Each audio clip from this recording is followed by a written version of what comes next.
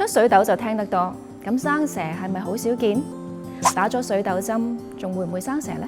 咁既然水痘同埋生蛇都係同一種病毒引起，咁出咗水痘仲會唔會生蛇㗎？唔好覺得生蛇係唔關你事啊！事關喺香港，超過90%39歲以上嘅成年人都帶有引致生蛇嘅水痘帶狀疱疹病毒。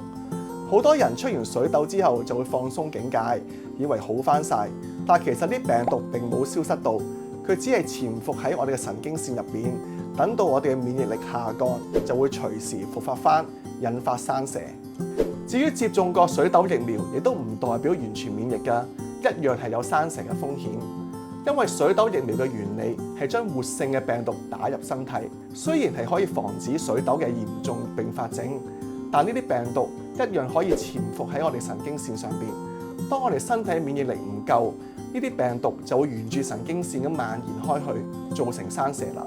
所以無論係出過水痘定係打咗水痘針，都一樣係有機會生蛇㗎。生蛇除咗關健康事之外，仲會大大影響我哋嘅睡眠、工作同埋社交生活等。曾經有個病人因為背脊痛而求診，咁我檢查佢背脊之後，就發現佢背脊生晒啲紅點同水泡，咁我知道係生蛇啦。咁我當將呢個信息話俾佢聽嘅時候，佢就覺得好驚訝，因為佢覺得自己只係40零歲啫，點會生蛇㗎？生蛇唔係7到80嘅事嘅咩？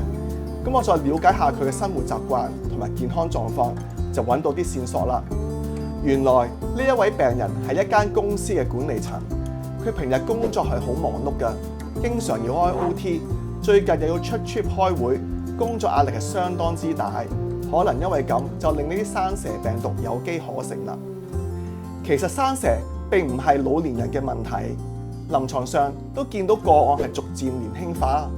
壓力大、經常捱夜、睡眠不足都有機會導致免疫力下降，隨時誘發生蛇。而生蛇之後，有唔少嘅病人咧都會出現後遺嘅神經痛，持續受到好似電擊、火燒呢劇痛嘅折磨，生活方面係大大受到影響嘅。據統計，每3個人就有1個喺一生人入邊起碼生過一次蛇。生蛇同你嘅距離係比你想象中近嘅，千祈唔好掉以輕心啊！唔想俾潛伏體內嘅蛇突襲，就要及早預防，可以接種蛇針保護自己。